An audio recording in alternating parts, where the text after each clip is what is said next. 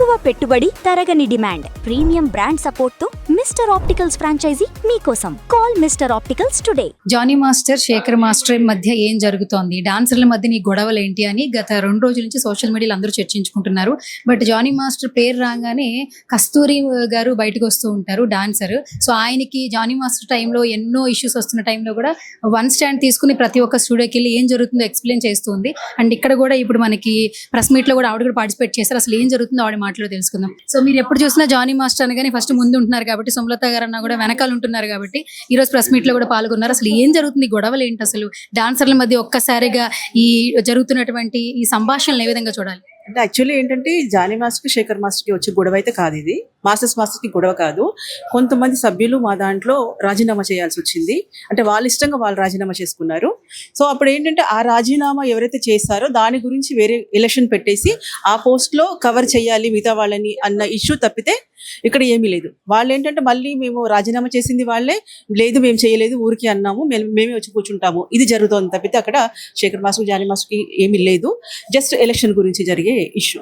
అంటే ఇప్పుడు ఇక్కడ చూస్తే సుమలత గారు ఏకపక్షంగా నిర్ణయాలు తీసుకుంటున్నారని ఒక కంప్లైంట్ చేస్తున్నారు. సుమలత గారు ఏం చెప్తున్నారు, ఆపోజిట్ ఉన్న వాళ్ళు నేను 6 నెలల నుంచి చార్జ్ తీసుకున్న తర్వాత ఏదైతే అవినీతి జరుగుతుందో ఆ ఫెడరేషన్ లో జరుగుతున్న అవినీతిని బయటపెట్టడం వల్ల వాళ్ళు రాజీనామా చేశారంటున్నారు. ఏది నిజం? యాక్చువల్లీ వాళ్ళు ఎవరైతే ఒక ఇద్దరు ముగ్గురు అవినీతి చేశారు, సో వాళ్ళకి సపోర్టర్స్గా మిగతా వాళ్ళు రాజీనామా చేశారు. మిగతా వాళ్ళది తప్పు ఉందని అనట్లా, ఆ వాళ్ళకి సపోర్ట్ చేస్తున్నారు కాబట్టి సపోర్ట్గా వీళ్ళు రాజీనామా చేశారు. సో దాని గురించి మళ్ళీ ఎలక్షన్ పెడుతున్నారు తప్పితే అక్కడ ఏకపక్షంగా నిర్ణయాలు తీసుకోవాలి అంటే తీసుకుంది అంటే చెప్పాలి కదా. ఏకపక్షంగా ఏం తీసుకుంది, తను చేసిన తప్పేంటి, తను చేసిన మిస్టేక్ ఏంటి, మిస్టేక్ చెప్తే అందరూ అడుగుతారు కదా, నేనే అడుగుతాను సరే ఎందుకు వచ్చింది ప్రాబ్లం ఏంటి అని. మిస్టేక్ లేకుండా వీళ్ళు ఏకపక్షంగా తీసుకుంటున్నారు. ఎవరో చెప్తే వినడము, ఎవరో చెప్తే మాట్లాడడము, వాళ్ళు ఏకపక్షంగా తీసుకుంటున్నారు కానీ ఇక్కడ మా ప్రెసిడెంట్ గారు అయితే తీసుకోవట్లేదు.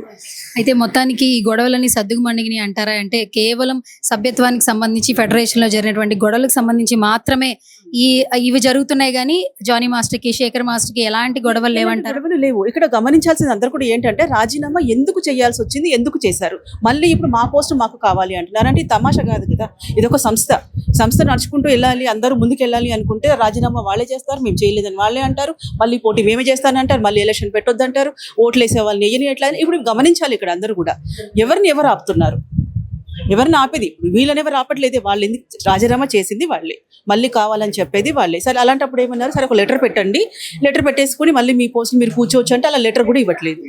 ఏది వాళ్ళు చేయకుండా వీళ్ళు చేసే పనులకు అడ్డు కల్పిస్తున్నారు తప్పితే అక్కడ వేరే ఇంకొకటి లేదు.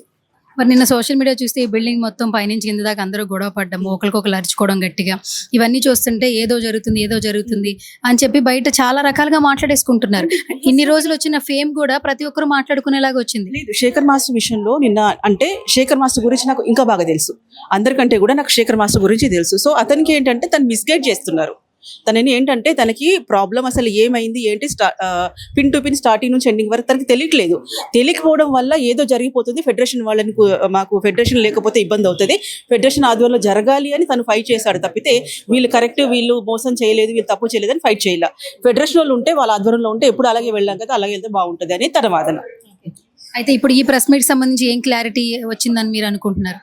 నిన్న ఏదైతే అపోహలు వచ్చాయో అందరిలో, వాళ్ళు కొట్టుకున్నారు, వాళ్ళంటే వాళ్ళకి పడట్లేదు, ఇవన్నీ కాకుండా క్లారిటీగా అసలు యూనియన్లో ఏం జరిగింది, ఎందుకు వాళ్ళు రాజీనామా చేశారు, ఎందుకు బై ఎలక్షన్ పెడుతున్నారు, సీక్రెట్ ఎలక్షన్ ఎందుకు జరిగింది అనేది అందరికీ క్లారిటీ వచ్చిందని నేను అనుకుంటున్నాను.